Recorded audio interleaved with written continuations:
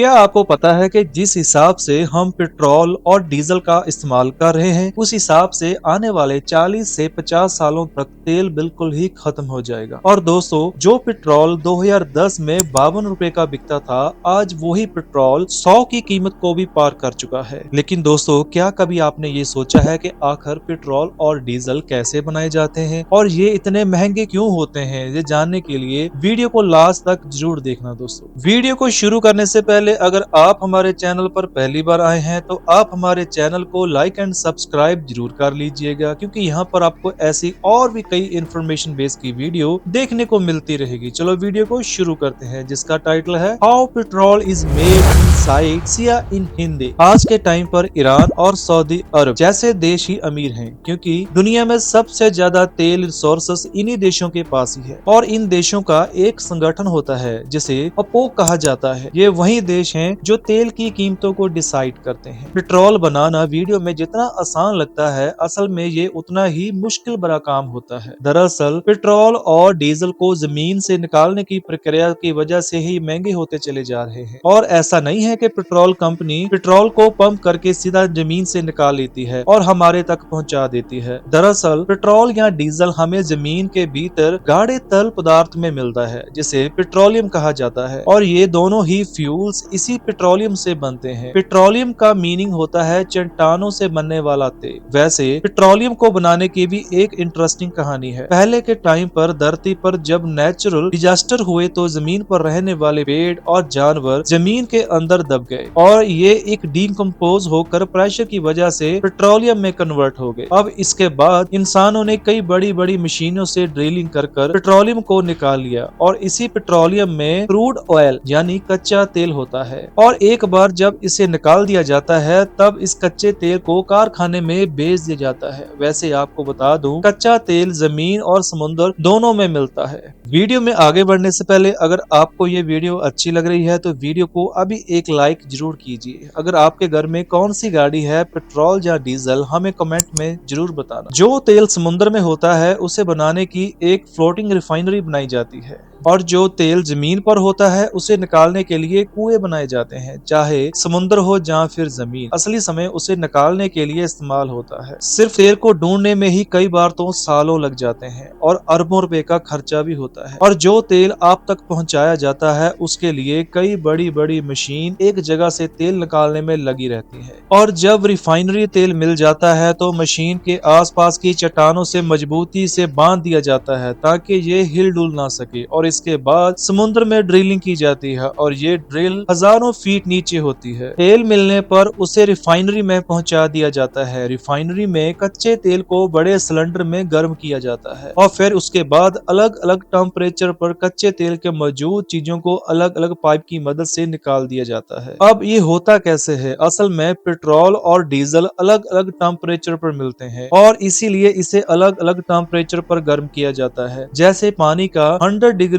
Boiling point होता है, वैसे ही कच्चे तेल का भी एक बॉइलिंग पॉइंट होता है। आप इसे ऐसे समझ सकते हैं कि डीजल को पाने के लिए 260 डिग्री तक कच्चे तेल को उबालना पड़ता है और 40 डिग्री पर हमें पेट्रोल मिलता है। दोस्तों, अब आप समझ गए होंगे कि पेट्रोल किस तरह से बनता है। एक बार जब पेट्रोल बन जाता है तो टेस्टिंग समय ये देखा जाता है कि कितने ऑक्टेन का पेट्रोल बना है और जितना ज्यादा ऑक्टेन नंबर होता है उतना ही ज्यादा महंगा और अच्छा तेल माना जाता है। और इसके बाद इसे टैंकर्स में भरकर ट्रांसपोर्ट किया जाता है। भारत में इंडियन ऑयल और रिलायंस जैसी कंपनी अरबों रुपए इन्वेस्ट करती है और तब जाकर ये पेट्रोल हमारे तक पहुंचाया जाता है। अब बात करते हैं कि ये इतना महंगा क्यों होता है। दोस्तों, पहला रीजन तो आपको समझ आ ही गया होगा कि इसे निकालने की प्रक्रिया बहुत ही ज्यादा महंगी होती है। अब पेट्रोल से निकलने वाले अलग अलग तेल की कीमतों भी अलग अलग होती है। अब जिन देशों के पास अपने जो रिजर्व्स होते हैं वहाँ ये तेल सस्ते पड़ते हैं और जिन देशों के पास अपने तेल का कोई रिजर्व नहीं होते वहाँ पर तेल को रिफाइनरी करना और भी महंगा हो जाता है। उसके बाद भारत जैसे देशों में स्टेट और सेंट्रल गवर्नमेंट मिलकर करीब 70% टैक्स भी लगाती है। पेट्रोल और डीजल एक नॉन रिन्यूएबल रिसोर्सेस हैं और जैसे जैसे ये इस्तेमाल हो रहे हैं वैसे वैसे ही ये खत्म होते चले जा रहे हैं और इसीलिए ये इतने महंगे होते चले जा रहे हैं। दोस्तों, आप हमें अपने सवाल कमेंट में पूछ सकते हैं। हैं और इस वीडियो से कुछ ना कुछ आपने नया सीखा हो तो इसे वीडियो को अभी एक लाइक करें और चैनल को सब्सक्राइब करना ना भूलें ताकि जो आपसे आने वाली वीडियो